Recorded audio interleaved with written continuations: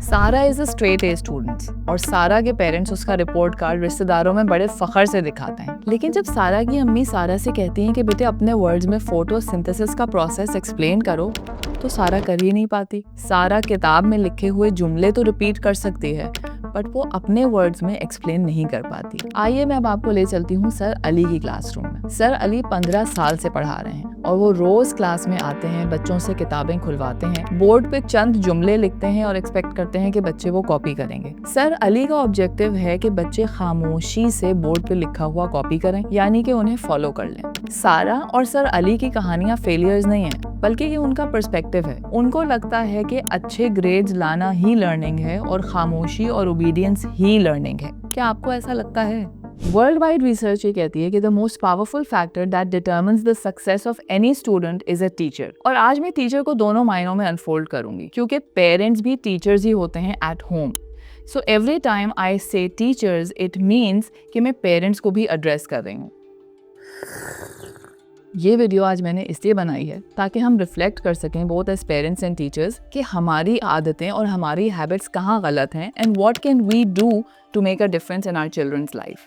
Teacher सिर्फ experiences से effective नहीं होती। In fact experiences can sometimes fossilise and fix practices. वो गुरुकुल के अमिताभ बच्चन याद हैं जो अपने उसूलों पर डट के खड़े हुए थे। परंपरा, प्रतिष्ठा, अनुशासन। उसूलों पर खड़ा होना उस वक्त अच्छा है when they are giving you the desired results. लेकिन रिजल्ट्स अगर डिजायर्ड नहीं हो तो इसका मतलब है कि it's about time that you change your practices. अक्सर एक्सपीरियंस्ड टीचर्स भी अपनी प्रैक्टिसेस चेंज करते हुए घबराते हैं, अनकंफर्टेबल होते हैं, but when they do change their mindset it becomes a game changer for them. Parents भी अक्सर यही कहते हैं कि भाई हमारा बच्चा तो बहुत अच्छे मार्क्स ला रहा है और हमने भी तो ऐसे ही पढ़ा था, हम भी तो ऐसे ही थे, हम कितने अच्छे निकल गए। वेल, वो आपका ज़माना था, लेकिन अब का ज़माना बदल गया है and we need to change and upgrade ourselves ताकि हम ज़माने के साथ चल सकें।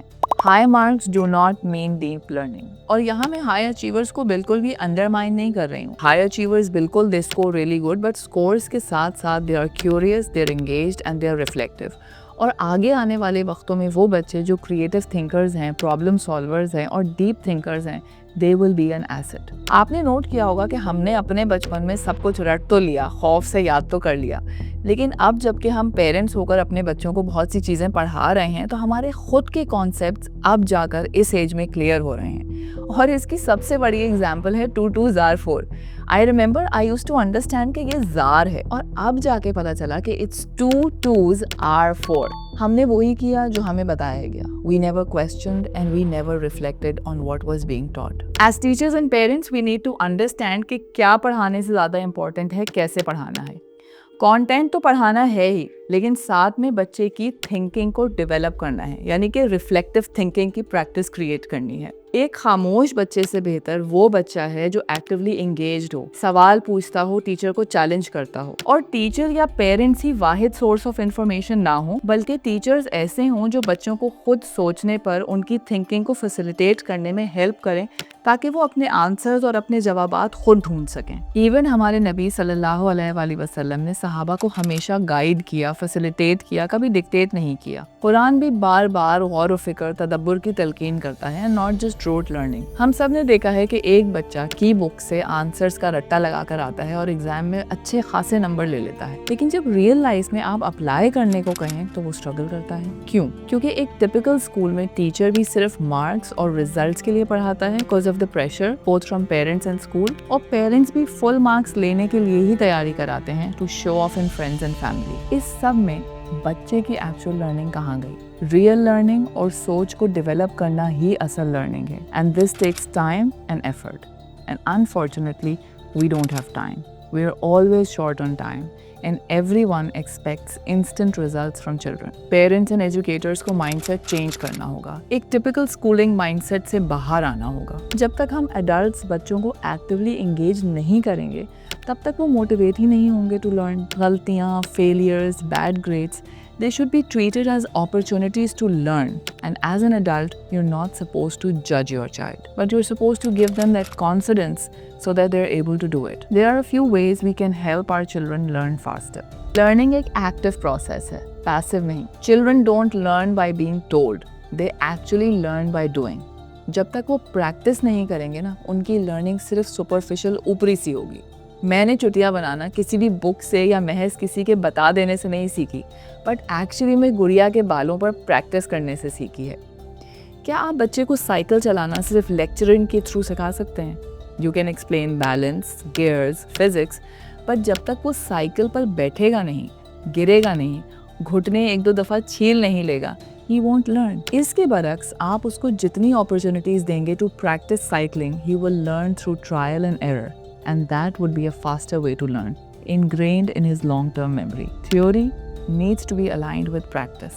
एक पुरसकून environment बहुत ज़रूरी है to learn. A yes brain state facilitates learning. जब बच्चे एक relaxed state में खेलते हैं तो उनका brain एक state of openness में होता है, the yes brain, which allows for reasoning, problem solving, and new information acquisition. इसके बरक्स, a no brain state is brought on by stress or fear, and it shuts down on learning and connection.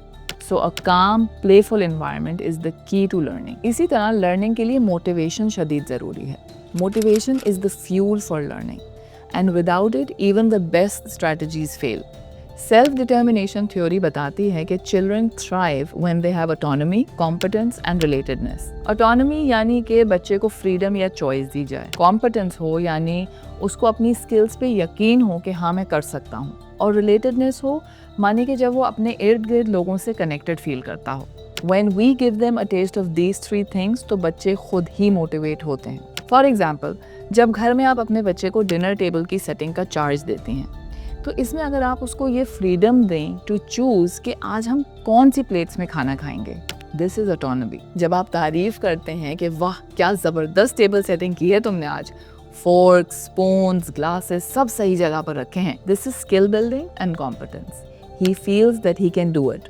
और जब आप तारीफ़ करते हैं कि तुम्हारी table setting की वजह से देखो हम सब ने मिलकर खाना खाया है, so this is relatedness, the encouragement from family. So after this practice, don't you think कि आपका बच्चा next time table लगाने में motivated होगा? Another important thing to note is that learning is social. यानी कि बच्चा अपने environment और लोगों से interaction करके सीखता है. For example, आयशा मैथ में struggle करती है, लेकिन जब आयशा ने मैथ के सम्स फ्रेंड्स को एक्सप्लेन करने शुरू किए, लोगों से डिस्कस करना शुरू किया, तो she actually understood the concept herself. Learning हमेशा प्रायर नॉलेज पे बिल्ड होती है, यानी कि जब आप बच्चे को कोई नया कॉन्सेप्ट बता रहे हो तो always related to something which the child already knows. For example, अगर आप फोटोसिंथेसिस का प्रोसेस पढ़ा रहे हैं तो you can relate it to cooking, because cooking उसको पता है कि क्या है, and it would be easier for the child to understand the concept. I know change is never easy. In fact unlearning is harder than learning. लेकिन आज चाहे आप पेरेंट हो या टीचर या स्कूल लीडर, आस्क योरसेल्फ, क्या सिर्फ grade लाना ही मकसद है? क्या इतनी ओबीडियंस और खामोशी अच्छी है कि बच्चा आपसे सवाल करते हुए हिचकिचाए? Do we want our children to create information or to repeat information? I imagine a place जहाँ बच्चे सिर्फ रट्टा ना लगाएं, बल्कि they imagine, wonder and they think. एक ऐसी जगह हो जहाँ टीचर सिर्फ लेक्चर ना दे, बल्कि डिस्कस करे और अपनी टीचिंग प्रैक्टिसेस पर रिफ्लेक्ट करे. एक ऐसी जगह जहाँ पेरेंट्स एंड स्कूल सिर्फ ग्रेड्स के लिए हाथ ना मिलाएं, but actually for growth, because becoming is better than just being.